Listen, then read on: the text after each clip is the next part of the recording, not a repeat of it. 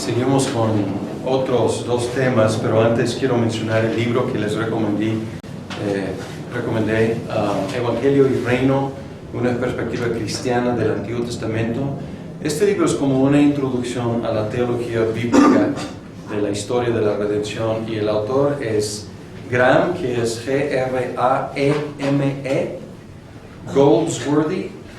Golds es G-O-L-D-S, Worthy, W-O-R-T-H-Y.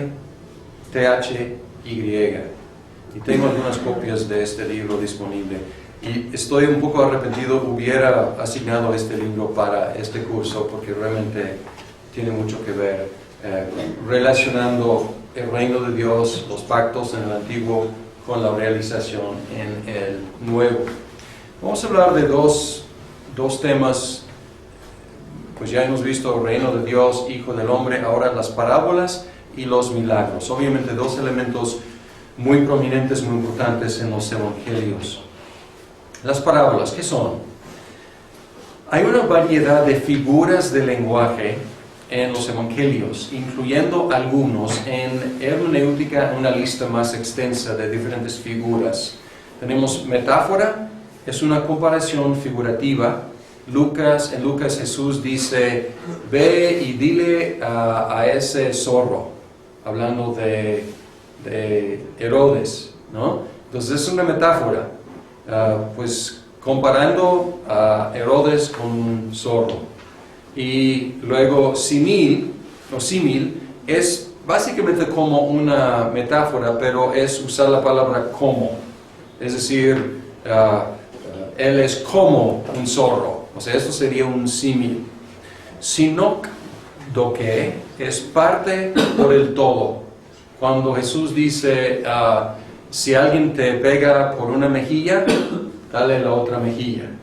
O sea, aquí está hablando de pues una parte del cuerpo, pero está hablando de todo. Está diciendo, luego dice, si quiere quitarte tu saco, dale también tu abrigo. O sea, es lo que sea. O sea, si él te pide algo, pues dale todo. Alegoría es una narrativa con múltiples doble sentidos.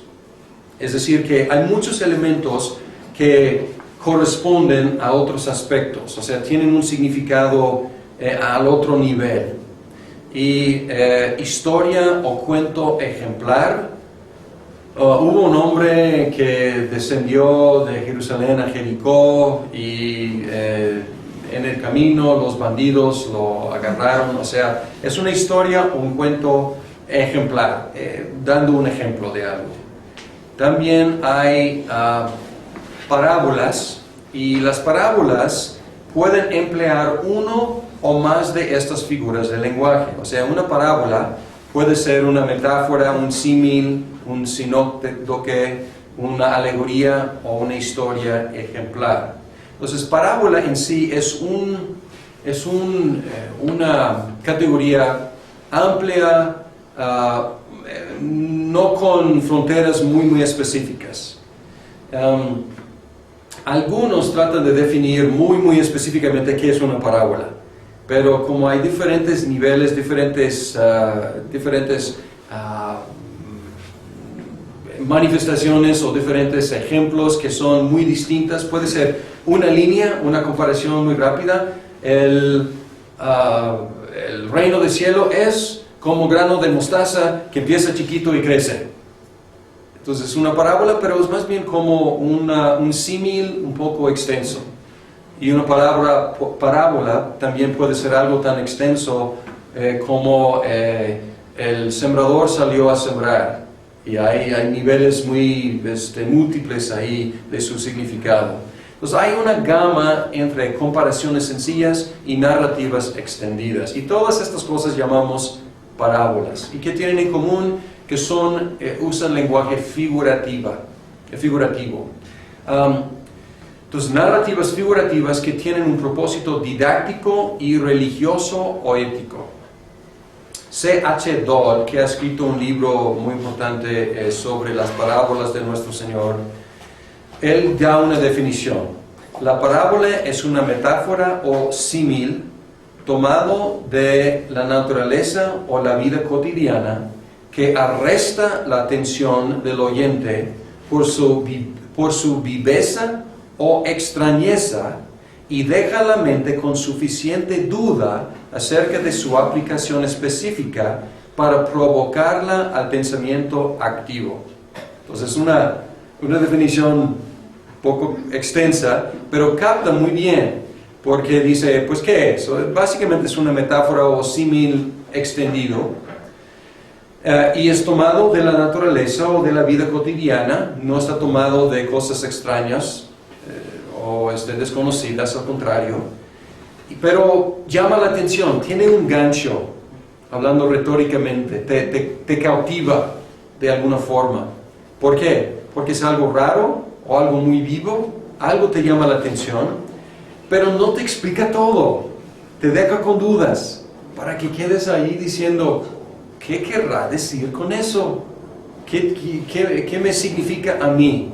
Entonces, pues esta definición es bastante buena para captar no solamente qué es, pero cómo funciona una parábola. Hay dos extremos de interpretación. Hay elaboración extremosa y hay simplificación extremosa. La elaboración extremosa asigna significados espirituales a muchos aspectos, muchos detalles de la parábola. Este tipo de interpretación alegórica era común entre los padres como Ireneo, Clemente de Alejandría, Orígenes, Juan Crisóstomo, Ambrosio y hasta Agustín. Y podemos llamar esto alegorización de las parábolas.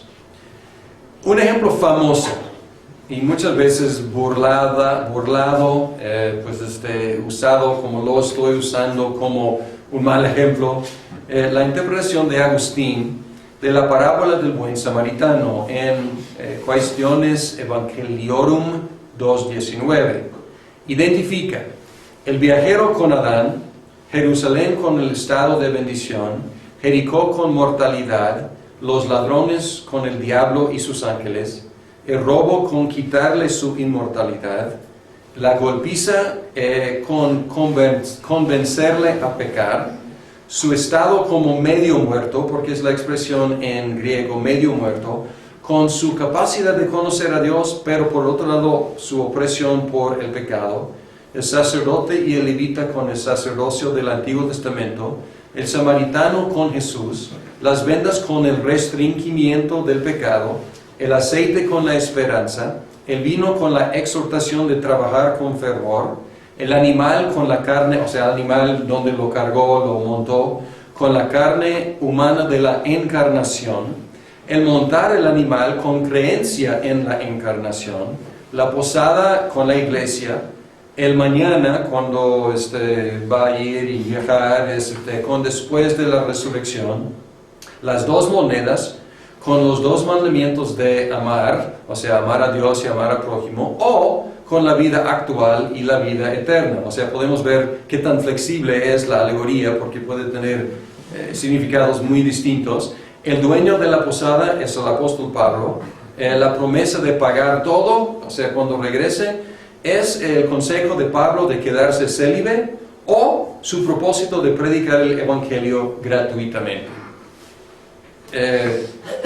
Impresionante. O sea, encontró significados no obvios en muchos de los detalles de esta historia. Otro extremo es la simplificación. Ha habido una reacción contra la alegorización. Algunos insisten en que la parábola tiene un solo punto, y a lo mejor, no sé si hayan escuchado esto, pero muchos así enseñan. Cada parábola tiene un punto, hay que llegar al grano y luego casi como descartar lo demás. El grano es lo importante. El problema con esta perspectiva es que no es suficientemente flexible para apreciar una parábola compleja como la del sembrador.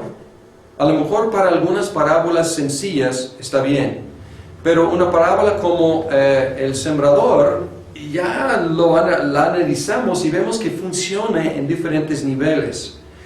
Es mejor contemplar una gama, desde el símil más sencillo hasta la parábola más compleja. y no tratar de dar como un saco que le quede a todos, o sea, un solo significado o múltiples significados ilimitados. A veces es difícil decidir si un elemento de una parábola tiene un significado aparte o si solamente agrega vivacidad a la narrativa. Pero no debemos sentirnos como Agustín y otros, como obligados a encontrar un significado espiritual en cada detalle. ¿Por qué? Puede estar allí simplemente para hacer más viva la descripción. ¿Qué significa? Pues no significa nada en sentido de algo aparte. No tiene una referencia espiritual, simplemente da vida a la parábola. Vamos a hacer un ejemplo. La mostaza, una parábola muy sencilla, un versículo. ¿Qué función tienen las aves en la parábola de la semilla de mostaza? Algunos han alegorizado muchos elementos de la parábola e identificado el árbol con la iglesia y las aves con los creyentes. Ahora, puede ser el árbol con la iglesia, o sea, esto puede ser algo no tan extraño, porque está hablando del crecimiento del reino y el árbol crece y llega a ser todo un árbol, de una semillita. Entonces no diría que es la iglesia, más bien es el reino, pero la iglesia participa en el reino, es el pueblo del reino. Y él toma el otro paso y él dice, ok, hay aves, si esta es la iglesia, entonces hay aves dentro de la iglesia. Entonces, ¿qué son? Pues son los creyentes. Otros han dicho que las aves no deben estar ahí. Otros están diciendo que son invasores, son maldad, son falsos hermanos dentro de la iglesia. Es otra interpretación.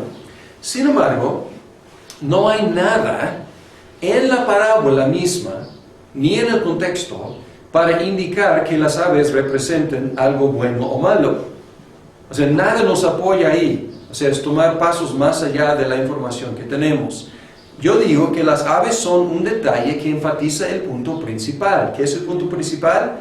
El crecimiento de algo muy pequeño en algo muy grande. Y pues las aves, ¿qué representan? Pues aves. Y están ahí, ¿por qué? Porque hay mucho lugar, es amplio, es un árbol, pueden hacer sus nidos allá, o sea, está grande, y es el punto de esa parábola. Entonces, podríamos decir que aquí, en esta parábola sencilla, hay un punto principal, y no debemos perder de vista lo que es ese punto principal. A menos que hubiera algo en que apoyarnos, pero como no hay, pues no hay otro significado, ¿no? En eso, de las aves. Vamos a ver como una doble prueba para tratar de ayudarnos a interpretar los detalles. Cómo determinar si tienen un significado aparte. Entonces ahorita voy a darles una como doble prueba. Un ejemplo más complejo es la parábola del sembrador, porque aquí si decimos un solo punto, vamos a meternos en problemas. Jesús asignó significados a varios elementos de la parábola: el sembrador, la semilla, las 4 tierras, los 4 resultados, las espinas, las aves, en este caso sí, y el sol, y probablemente otros detalles. Entonces, esta parábola es más como una alegoría. Y ustedes me han escuchado criticar severamente la interpretación alegórica. Sin embargo, hay un caso en el cual debemos interpretar alegóricamente. ¿Cuándo? Cuando Jesús hace lo mismo. Cuando Jesús hace lo mismo, cuando tenemos una alegoría. Una alegoría debe interpretarse alegóricamente. La historia no, y es lo que fue mi crítica principal, que la historia no debe interpretarse alegóricamente, pero sí la alegoría, por supuesto. Al mismo tiempo, Jesús no explicó qué significa el fruto, sino repitió la metáfora aún en su explicación. Si comparamos su explicación con la parábola, luego repite las mismas palabras básicamente para hablar del fruto. El fruto da 30, 60, 100 por 1. Pero no interpreta qué es el fruto, ni nos dice qué significan 30, 60, 100. ¿Hay significados específicos? ¿30 significa algo? ¿60 significa algo? ¿100 significa algo? No nos dice. Probablemente son detalles que enfatizan lo abundante del fruto. O sea, ¿quién no quisiera ganar 30 por una inversión de 1? O sea, increíble. 60, o sea, fascinante. 100, jamás he escuchado eso. O sea, es una inversión impresionante. Probablemente está enfatizando lo abundante, pero también dándonos una pista de que aún en la buena tierra hay diferencias. Entonces hay diferencias entre las 4 tierras de su producción o falta de, pero aún en la buena tierra, las buenas tierras, hay diferencias. Algunos producen, todos producen muy bien, por supuesto. O sea, 30, excelente. 60, fascinante, excelente, increíble. Y 100, ni hablar. Pero aún entre la buena tierra hay diferencias.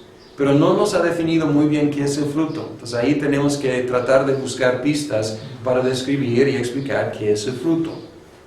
Bien, en cuanto a la interpretación de detalles, estos como debemos buscar 2 evidencias. Y no quiero poner esto como regla fija siempre. Pero 2 cosas debemos buscar. Debemos buscar que la interpretación de un detalle funcione dentro de la parábola, que sea coherente con la parábola. Por ejemplo, las aves en el árbol de mostaza son invasores, son enemigos. ¿Hay algo en la parábola que nos indica eso? Nada. Y hasta choca con la parábola, o sea, no va de acuerdo. No sentimos, escuchando la parábola, no sentimos invadidos, no nos sentimos como violados, invadidos. O sea, no hay ese sentido de que, las aves no deben estar ahí. Pero en la parábola del sembrador, cuando las aves vienen y comen la semilla, ¿qué queremos hacer? Queremos ayuntarlos, queremos espantarlos, porque no deben estar comiendo la semilla. Entonces sentimos como ese sentido de invasión. Entonces debe funcionar dentro de la parábola. Y también que haya, y esta es la otra cosa, que haya una referencia dentro o fuera de la parábola que apoye cierta interpretación. Por ejemplo, si estamos buscando entender fruto, no nos explica Jesús qué es el fruto. Entonces tenemos que ir más allá de la parábola. Tenemos que tratar de entender qué es fruto. Y tendríamos que dar una leída de los evangelios para encontrar si Jesús en otras ocasiones usa la palabra fruto. Como cuando Juan el Bautista dice a los que venían con él, produzcan fruto de acuerdo con el arrepentimiento. Entonces, ¿qué sería fruto de arrepentimiento? Pues cambio de comportamiento podría ser. Tendríamos que buscar otras ocasiones cuando hay mención de fruto. Cuando hay otra parábola que dice que el reino será arrancado de ustedes y será dado al pueblo que le da fruto. Creo que usa otra vez la palabra, se me está llegando en este momento esa conexión, pero no me acuerdo si bien dice fruto en esa conexión. Tendría que revisar. Y si luego, ya que terminemos de examinar los evangelios, quizás ir más allá y ver Pablo, ¿qué entendió con fruto? El fruto del Espíritu, quizás. Entonces, ahora podemos regresar a la parábola y luego meter nuestra idea. Vamos a decir que es crecimiento espiritual en la vida del creyente. Y luego hacer la pregunta, ¿esta interpretación funciona? ¿Funciona bien con la explicación de Jesús? Yo diría que sí, porque está hablando del efecto de la palabra en las vidas de las personas. Entonces yo diría, pues sí, funciona bien. Podríamos también pensar en Pablo, que Pablo habla del crecimiento también en cuanto a multiplicación. Creo que menciona la imagen de la primicia. Él habla de las primicias de los gentiles que él está presentando a Dios. Entonces podría ser también otra referencia. Quizás otra referencia podría ser la evangelización y la multiplicación. Podría ser. Pues regresamos a la parábola y vamos a ver si cabe. Y cabe quizás no tan bien como crecimiento espiritual, pero quizás podría caber ahí. Pero aquí tenemos una doble prueba. Que funcione bien dentro y que tenga referencia que apoye de fuera. Ya había, no sé, entre los judíos o de alguna otra parte, esa idea o esa manera de interpretar las escrituras de manera alegórica, o de dónde sacó Agustín y todos ellos esa tendencia pues, de interpretar la Biblia. Sí, hubo Filón, era un filósofo judío en Egipto. Filón interpretaba alegóricamente y probablemente por esa influencia en Egipto, en Alejandría, Orígenes y Clemente de Alejandría eran muy dados a interpretar alegóricamente. Entonces había interpretación judía alegórica también. Y hay alegorías en el Antiguo Testamento.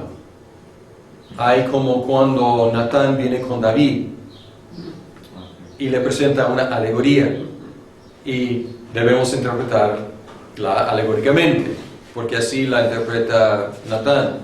Entonces hay alegorías en el Antiguo Testamento, pero estamos distinguiendo entre ellas y una interpretación alegórica de partes que no son alegóricas. Vamos a ver, por ejemplo, vamos a pensar en las parábolas. Una alegoría podría ser como el buen samaritano. No, el buen samaritano más o menos un ejemplo. O sea, el sembrador es más como una alegoría con múltiples ideas, múltiples significados espirituales. Eso es más como alegórico. Y otros, como mencioné, el buen samaritano es más como un ejemplo. Pues, ¿qué significan los ladrones? Pues son ladrones. ¿Qué significa el samaritano? Pues es un samaritano despreciado. O sea, escogió específicamente a alguien despreciado. ¿Qué significan los levitas y los sacerdotes? Pues son levitas y sacerdotes. Pero están como representando el pueblo de Dios y el liderazgo judío. Entonces, no es que sea otro nivel, o sea, otro significado aparte, pero tiene su función dentro del cuento, del relato. Adelante. Las ovejas y las cabras podría ser una alegoría. Salud. Que compara el reino de los cielos y separa ovejas y cabras. Sí, y hay cabras tienen un significado y ovejas otra. Sin embargo, ahí es interesante porque como mezcla, no lo había pensado bien, pero mezcla lo figurativo con lo literal. Porque Jesús luego les dice, ustedes me dieron de comer. ¿Y qué significa darle de comer? Pues darle de comer, o sea, no es alegórico, no es figurativo, es literal. Entonces, y ahí es como, en un sentido, es un símil, ¿no? Porque él dice, él separará las naciones como un pastor separa las ovejas y las cabras. Entonces, como un símil extendido ahí, ¿no? Bien, es buen ejemplo, gracias. Y podríamos ir una por una y ver cómo funciona. También, como tú has apuntado muchas veces, debates ocurren por cómo definimos las cosas. Y en la universidad tenía un profesor de literatura que defendía que las parábolas son alegorías. Pero él decía que una alegoría tiene un rango de significado. A veces una alegoría, el sentido principal de la historia es otro. A veces son muchos detalles. Pero él como argumentaba que todavía como para un experto en literatura son alegorías. Pero hay un rango de significado de alegoría desde el sembrador, que son muchos detalles, hasta como Moby Dick, creo que dijo que Moby Dick es una alegoría, pero hay muy pocos elementos de Moby Dick que son alegóricos, pero su sentido final es alegórico. Sí, y hay quienes, o sea, los eruditos parten el pie de diferentes formas, ¿no? Algunos que dicen parábolas por un lado, alegorías por otro lado. Y no me quiero meter mucho en el debate, ni soy experto en literatura, no me atrevo. Lo que estoy tratando de plantear es algo práctico, es decir, que hay un rango, hay una gama aquí, y lo que tienen en común es el lenguaje figurativo. Ahora, algunos se desarrollan mucho más extensivamente, y yo diría que estos sí son alegorías. Y otros, si quieren llamarlas alegorías, no peleo con eso, ¿no? Pero no me gustaría llamar tanto, pues a lo mejor peleo un poco, ¿no? Porque no me gustaría decir que, digamos, el buen samaritano es una alegoría en el mismo sentido que parábola del sembrador. Porque parábola del sembrador tiene muchos elementos que tienen doble significado. Y en el buen samaritano, no, es una ilustración ejemplar. Y casi no hay nada figurativo ahí, aunque cada personaje representa su clase, su grupo, pero no representa otra cosa. Pero como digo, estoy tratando de plantearlo como algo práctico, que pueden decir, ok, pues es figurativo, vamos a analizar cómo funciona la figura aquí. Bien, como siempre, algunos principios. Como siempre, hay que prestar atención a sus contextos, aun cuando aparecen en contextos distintos en diferentes evangelios. Y esto es fascinante. Si alguien escoge estudiar una parábola, y esa parábola se encuentra en otro evangelio, en otro contexto, tenemos que preguntar no solamente qué está haciendo Jesús, sino también qué está haciendo Marcos, Lucas o Juan, o no Juan, pero Mateo, Marcos o Lucas.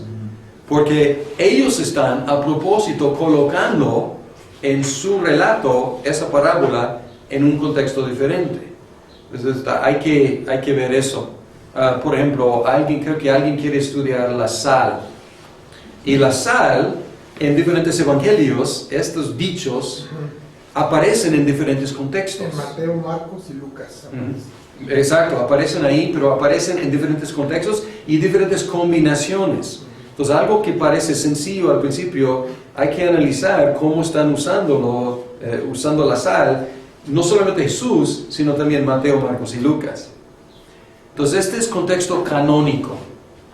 Y a veces las parábolas son autorreferenciales, se refieren a lo que Jesús está haciendo en ese momento. Entonces, este es el contexto narrativo, y esto es muy obvio con la parábola del sembrador, que Jesús está haciendo una parábola acerca de lo que está haciendo al decir parábolas. Pues esto es fascinante porque es un círculo, es una autorreferencia, pero hay otros también. Entonces, lo que Jesús está haciendo en ese momento. Hay que tomar también en cuenta lo que la audiencia original podría haber entendido. Y este es el contexto histórico. ¿Qué podrían haber entendido ellos? Y también mantener la interpretación dentro del marco del ministerio redentor de Jesús. Es el contexto redentor histórico. Y finalmente, las parábolas se enfocan en Dios, en Cristo o su reino. Y este es el contexto teológico, cristológico. Entonces, hay diferentes contextos que tenemos que considerar aquí para no salir de los marcos legítimos de la parábola. ¿Y cómo funcionan las parábolas? Tienen las siguientes funciones que ya C.H. Dodd ha mencionado: despiertan interés, revelan y esconden al mismo tiempo, se refieren a Jesús y su reino, y producen dos principales efectos: producir fe o confirmar incredulidad. Entonces, en un sentido son de juicio, porque o confirman en la incredulidad o despiertan fe. Entonces son parteaguas las parábolas. Dividen la congregación, los oyentes, en dos grupos. Los que dicen, ¿qué querrá decir? Y buscan. Y los que dicen, ¿qué es esto? Y se van. ¿Cómo predicar las parábolas? No vivimos en la época antes de la crucifixión y la resurrección. Ni estamos en el lugar de Cristo. Hay que recordar esto. Cristo hacía algo con parábolas que nosotros no debemos ni podemos hacer. Nuestra meta debe ser claridad, revelación. No debemos esconder y revelar al mismo tiempo. Esto fue un momento único en la historia de la redención. Y Jesús lo hacía para sus propósitos de autorrevelación según su calendario y propósito. No estamos en los zapatos de Jesús y nuestro propósito es simplemente aclarar, revelar. Sin embargo, debemos ayudar a los oyentes a sentir el impacto original de la parábola. Aunque no queremos que salgan perplejos, queremos que sientan la dinámica de la parábola, que habría sentido la audiencia original. Entonces, por lo tanto, no es una cuestión de explicar su significado solamente, sino ayudar a la congregación a entrar en la parábola. Yo, como joven predicador, prediqué sobre la parábola del hijo pródigo y la expliqué. Y luego me senté y luego fui con mis apuntes y escribí, creo que todavía tengo mis apuntes. Perdiste por completo el flujo narrativo de esta parábola. Porque ¿qué hice? La expliqué. Pero nadie sintió la gran emoción de esa parábola. Entonces no la prediqué bien. Nada más la expliqué. Y a lo mejor mi explicación correcta, pero seca. Entonces queremos que la gente sienta la emoción de la parábola. Una parábola interesante, hay una por lo menos, que sigue funcionando como originalmente funcionó, pero en un sentido al revés. Es la parábola del publicano y del fariseo. Porque en su contexto original, todos los oyentes identificaban al bueno y al malo. El bueno es el fariseo, el malo es el publicano. Y cuando Jesús menciona al fariseo, pueden escuchar los aplausos. Cuando menciona al publicano, pueden escuchar las chiflos, sí, chiflándome, ¿no? Entonces, y nosotros también, pero al revés. Nosotros, inmediatamente, porque ya sabemos algo de los fariseos, escuchamos fariseo y empezamos a chiflar. Y escuchamos al publicano y empezamos a echar gritos y porras. Y luego nos paramos, igual que el fariseo, y decimos, doy gracias porque no soy como ese fariseo. Y caemos en la trampa. Nos atrapa también esa parábola. Entonces es una parábola que sigue funcionando, pero interesante, al revés, pero sigue con la misma dinámica. Nos sentimos superiores al fariseo, que fue exactamente el error del fariseo. Pues esto es fascinante porque sigue funcionando la misma dinámica. Otras parábolas, es posible traducir otras parábolas a nuestro contexto actual para mantener el mismo impacto original. Como lo he escuchado con el hijo pródigo, de hecho se me olvidó, iba a imprimirles una copia de una versión moderna del hijo pródigo, que es impactante, de una chica que se fuga de casa, que va a otra ciudad, se atrapa en la pornografía, en la droga, se enferma, se entiende quizás por SIDA y luego ella decide regresar a casa y no sabe qué recepción va a tener. Entonces pues se comunica que va a llegar a casa y sube al camión y no sabe qué le va a pasar cuando llegue a casa. Y llega a la terminal de autobuses y todo el pueblo está ahí, con letreros de bienvenida, y su papá está ahí para abrazarla y recibirla de nuevo. Y me conmueve me conmueve. Y este es el impacto original. Algo que yo perdí por completo dando mi excelente explicación de lo que significaba. Pero más bien tenemos que sentir la destitución del hijo pródigo y el gran amor del padre. Y también, pues, el orgullo del hermano mayor es otra dinámica ahí. El buen samaritano también, traducirlo, porque nuestro problema es que, otra vez, no entendemos quiénes son los buenos y los malos del contexto original. Buen samaritano, para nosotros es el buen samaritano. Para un judío, buen samaritano, o sea, pues, ¿qué es eso? No se puede. No se puede. Contradicción. Él es el malo.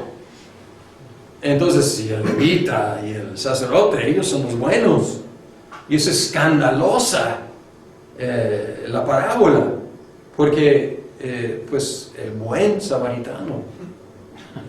Esto es escandaloso. Entonces, traducirlo en algo actual sería, pues, El católico y el cristiano. Exacto, ¿no? O sea, poner algo como bajaba de Guadalajara a Zapopan, o subía, como dicen aquí, ¿no? Porque subes del centro de Guadalajara. Pues un señor y cayó en manos de zetas, ¿no? Y lo golpearon y lo robaron y lo dejaron ahí. Y luego pasa primero un cura católico. Y luego los evangélicos van a decir, pues esto sí, va a ser él.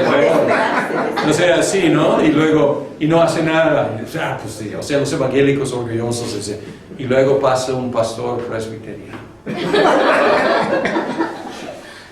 Pasa por el otro lado de la calle y ahora la audiencia está diciendo, nuestra audiencia está diciendo, chispas. Y luego pasa uno de estos narcos con quien nuestro amigo Paul está trabajando ahí en el centro. Y él vende drogas en la esquina y él ve a ese señor golpeado y le tiene misericordia. Y lo lleva al hospital, o la Cruz Verde, o lo que, o sea, y tú puedes llenar los detalles. Ahora estamos empezando a sentir el impacto original de la parábola, traduciéndola en contexto que realmente recrea el impacto y la dinámica original. Y a veces esto se puede hacer. Y parte de la dinámica de la parábola es un llamamiento a acción o decisión. No siempre, pero algunas sí. Algunas son más informativas, pero muchas son llamativas. Son llamamientos a hacer algo, a responder. Y en nuestra predicación de las parábolas, este elemento debe estar ahí. Ahora que hay un parteaguas aquí. ¿Quién fue prójimo para el que fue robado? Y ni puede pronunciar la palabra samaritano, ¿no? Dice, pues, el que le tuvo misericordia. Ve tú y haz lo mismo. Entonces, ahí es un llamamiento fuerte. ¿Qué hago? ¿Qué hago? Entonces, a la medida que sea posible, capturar otra vez la función original de las parábolas. Bien. Último tema son los milagros, pero de las parábolas, ¿alguien quería intervenir? Sí. En la parábola que acabas de mencionar del prójimo, si revisamos un poco la parábola, dice quién es el prójimo, se refiere propiamente al que ayudó, al que estaba mal, y a veces nosotros entendemos el prójimo como cualquiera que sea que nosotros tenemos que ayudar. Sí. Pues de quién fue su prójimo. Entonces el que lo ayudó y lo curó, entonces más bien hace referencia a que el prójimo es el que te ayuda. Y nosotros muchas veces, ve y haz lo mismo tú, pero ¿quién es nuestro prójimo? El que nos ayuda, en el caso de que estaba asaltado. O sea, si la lees es algo, no sé, pero nosotros decimos, ¿quién es tu prójimo? ¿quién es mi prójimo? No es el que viene y me ayuda, o es el que yo debo de ir a ayudar. Es muy buena, sí, estás apuntando que hay un tipo de reversión ahí de papeles, ¿no? Porque primero él quiere decir, la pregunta es, ¿quién es mi prójimo? O sea, Jesús dice, ama a tu prójimo. Perfecto. Yo cumplo, quiero saber cuál es el círculo limitado de las personas a quienes yo debo ayudar. Y Jesús les voltea la tortilla, ¿no? Es cierto, no me había fijado mucho en eso, porque él dice, pues no enfocarte en, pues limitar a los que debes ayudar. Entonces, ¿quién es el prójimo? Es el que ayuda. Exacto. En el caso de la parábola, dice, ¿quién es el que fue su prójimo? Y como tú bien dices, ni siquiera dijo el samaritano, dijo el que fue y se compadeció de él. Entonces, el prójimo, y cuando Jesús dice, ama a tu prójimo, entonces, ahí como suena, entonces, ama a tu prójimo, ¿no? Ama al que te ayudó a ti, o a ese círculo limitado que tú te refieres, o amplio, que puede ser cualquier persona, pero que nosotros ayudemos, no esperar que alguien nos ayude. Sí, es interesante que como les volteó la cosa ahí, ¿no? Para quitarle de la idea de que, pues, él sí es, él no es. O sea, es tú, sé prójimo tú, ayudando a quien sea. Muy bien, muy interesante. O sea, esto es entrar en la dinámica de la parábola y ver cómo funcionaba. Las parábolas son sorprendentes, y ahí es algo sorprendente, porque Jesús en un sentido no contestó la pregunta. O sea, la respuesta fue una sorpresa. Y tratar de capturar algo de eso en la predicación de las parábolas. Antes de Jesús en alguna parte, bueno, no me acuerdo yo, pero es muy interesante ver cómo Jesús enseña de esa forma. ¿Por qué enseña de esa forma y no lo dice directo? ¿Por qué nos hace que lo pensemos, ¿no? Como que nos mete a que nosotros lo descifremos, ¿no? Que pues, no, porque decir el reino de Dios es, pues yo te digo y si lo aceptas, y si no, no, y te mueres, ¿no? Pero si lo dice de esa forma como alegórica, como más coloquial, como más de cuento, como más, pues más fácil de entender, ¿no? Es como que tú la piensas, ¿no?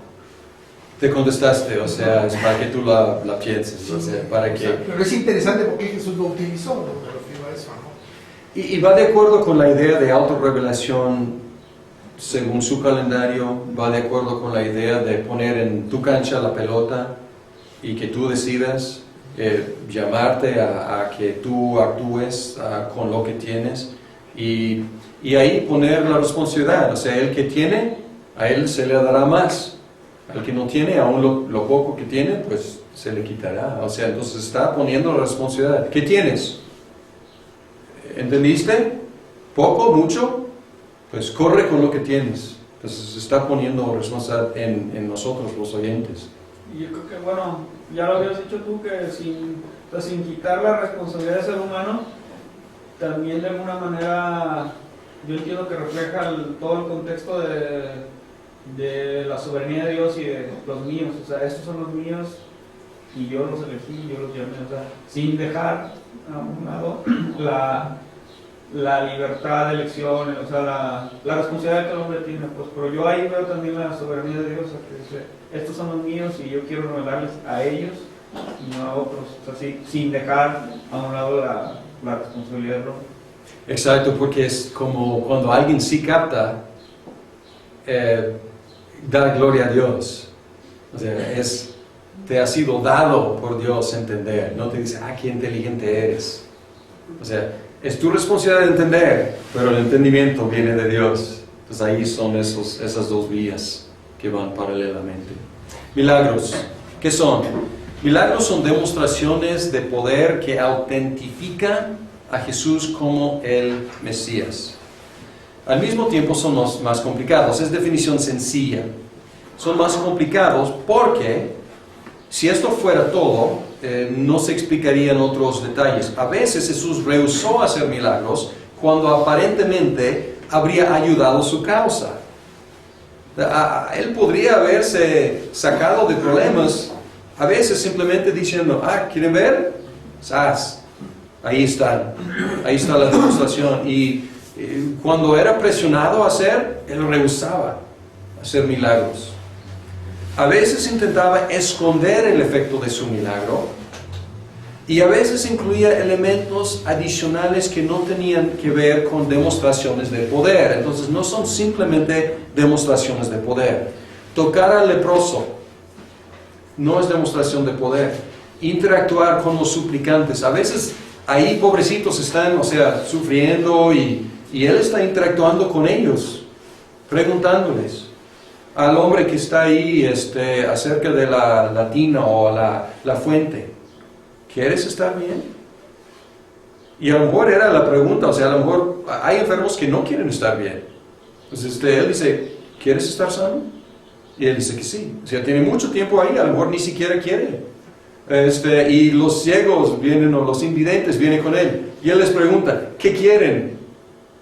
En un sentido es obvio, pero él quiere que ellos expresen. Entonces hay cosas humanas ahí, de interacción humana, que no tiene que ver con simplemente demostrar poder. Mandar a lavarse con algo, pasos que son como además, que son cosas que pueden estar apuntando hacia otro elemento, no solamente de poder. Hacerlo el sábado, hacer un milagro un sábado, que era como una provocación, no solamente demostrar poder para sanar, sino también autoridad sobre el sábado. Entonces otra lección adicional. Así que revelan más, no solamente de poder, revelan más acerca de Dios y o Cristo que su mero poder. Puede ser que demuestran ¿qué? Compasión, pues interés humana, simpatía, señorío sobre el sábado, soberanía en cuanto a su autorrevelación cuando rehusaba hacerlo. Entonces ahí puede revelar más que simplemente poder. Y aquí, igual que con las parábolas, hay una gama de milagros sencillos hasta narrativas extendidas que relatan un milagro. Por ejemplo, hay como, no sé cómo llamarlos, semimilagros, cuando Jesús sabe los pensamientos de otros. Y aquí no es como demostración de poder en un sentido, pero luego muchas veces dice, Jesús, sabiendo lo que estaban pensando, dijo. Y para ellos habría sido impactante, diciendo, pues, ¿cómo sabe lo que estamos pensando? Pero no se categorizan a veces como milagros, pero es algo milagroso. Hay milagros relatados en un versículo. Jesús restauró la oreja del siervo. Y no explica, no elabora, simplemente tocó y ya. Y hay milagros, narrativas extendidas, como la liberación del demoníaco Geraseno. Es toda una explicación. O el invidente en Juan 9, que es una narrativa larga. ¿Y qué son? Son testimonios que requieren una respuesta, igual que las parábolas. Y anticipan el mega milagro, la resurrección. Entonces estos son, ¿qué son? Y vamos a analizar un poco más. ¿Cómo funcionan? Cómo las parábolas a veces vienen con explicaciones y a veces no. Por lo tanto, requieren que los testigos luchen con sus significados. Entonces son paralelos los milagros y las parábolas. ¿Qué querrá decir? A veces se explica, para que ustedes sepan que el Hijo del Hombre tiene poder en la tierra para perdonar los pecados. Es la explicación. Yo te digo, levántate. Ahí tenemos la explicación. Pero otras veces no hay explicación. Simplemente hace el milagro y, pues, ¿qué entienden ustedes? ¿Qué quiere decir? Y llaman a los testigos a responder a la evidencia. Vamos a ver como en Juan 9, 32.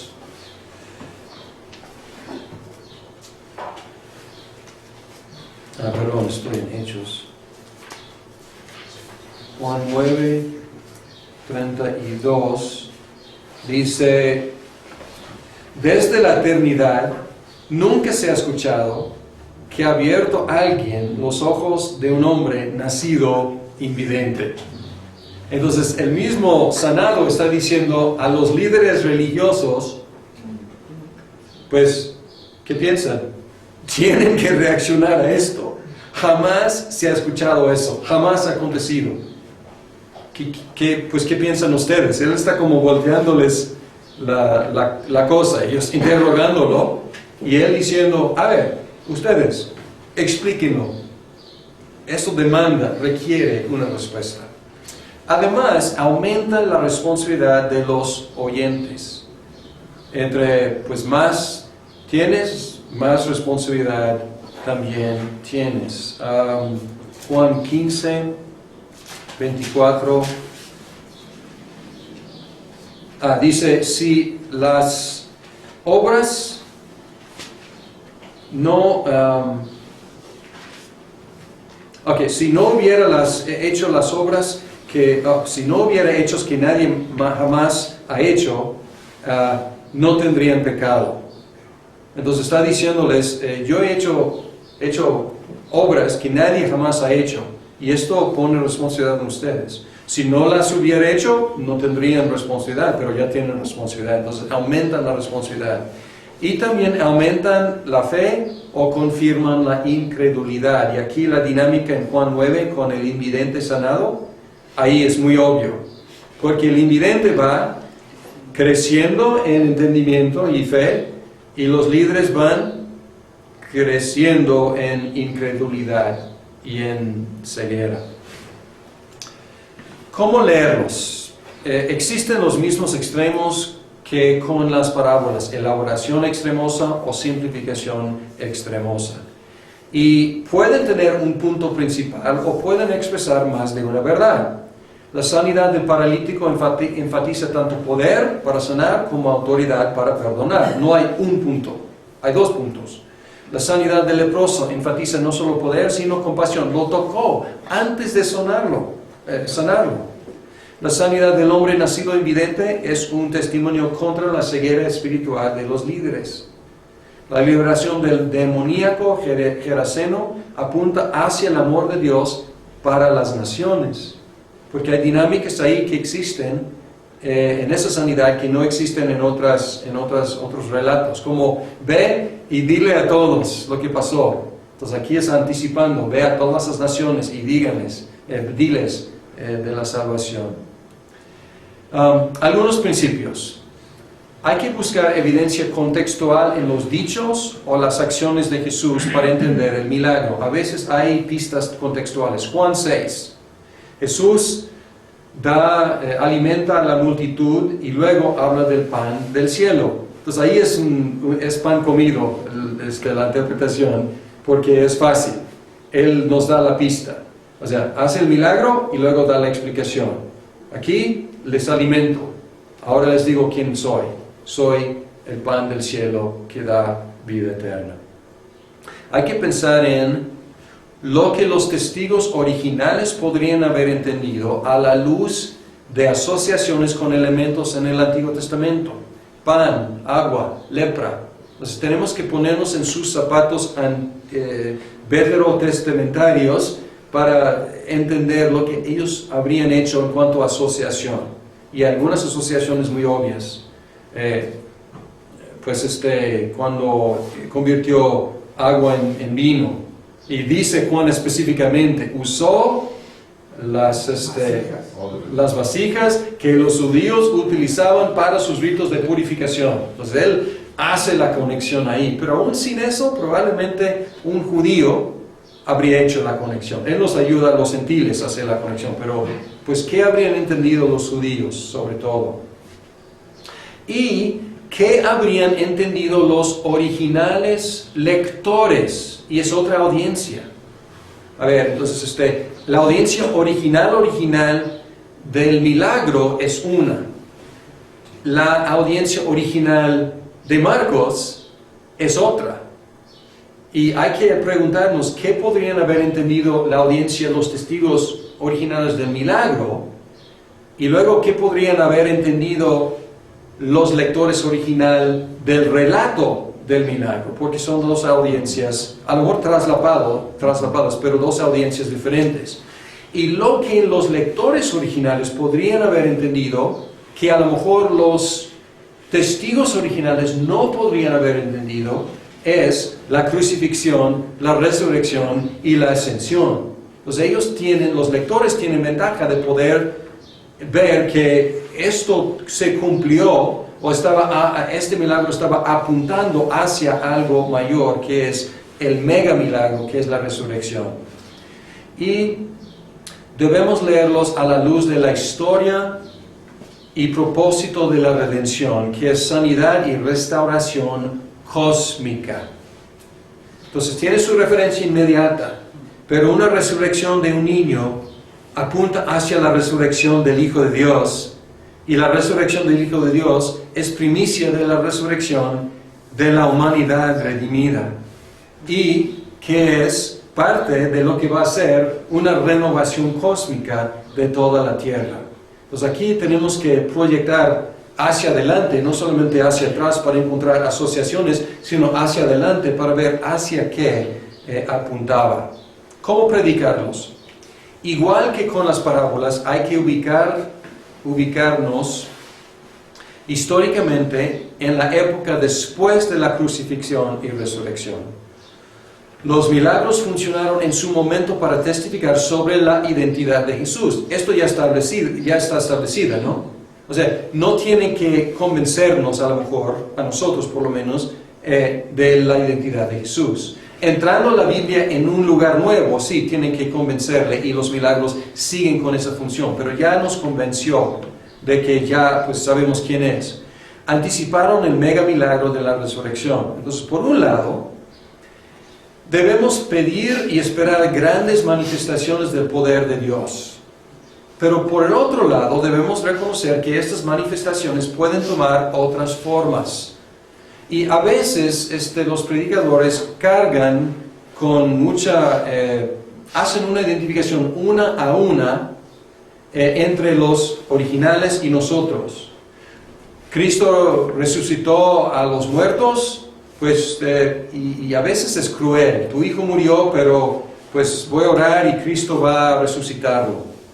Y he escuchado, no tanto eso, pero a veces cuando alguien está enfermo, o sea, si tienes fe suficiente, como en el Evangelio, Cristo va a hacer exactamente lo mismo. Y yo digo, momento, Cristo puede hacer exactamente lo mismo si quiere, y vamos a pedir por sanidad. Sin embargo, pues estamos en otra época en un sentido. Los milagros funcionaron temporalmente para testificar y establecer quién es. Ahora Jesús está haciendo cosas mayores por medio de su Espíritu, morando en su pueblo, evangelizando todas las naciones. Y por lo tanto no debemos como necesariamente enfatizar que Jesús va a hacer exactamente la misma manifestación, cuando esa manifestación podría haber sido una manifestación única para el momento. Entonces los principios enseñados en los milagros siguen vigentes para los creyentes de hoy. La compasión, la autoridad para perdonar pecados, el señorío de Cristo sobre los elementos, sobre el sábado, sobre los demonios. O sea, los principios siguen vigentes, pero no debemos insistir que sean exactamente las mismas manifestaciones, porque esto puede cargar al pueblo de Dios con expectativas no solamente irrealistas, sino desilusionadoras si no se cumplen exactamente de la misma forma que se cumplió en los milagros originales. Bien, trabajos próximos. Examen final en 8 días, cubriendo el material de las lecturas y las conferencias. Y tienen hasta el 13 de marzo para entregarme sus ensayos finales. Entonces tienen 15 días para sus trabajos finales, sus ensayos finales. 4 de ustedes me han dado sus planes de sus ensayos finales, los otros no me han dado, entonces queda pendiente. Y los próximos 2 cursos son los libros históricos del Antiguo Testamento los miércoles y Hechos y las cartas de Pablo los sábados. Y ha sido un placer estar con ustedes para este curso sobre los evangelios.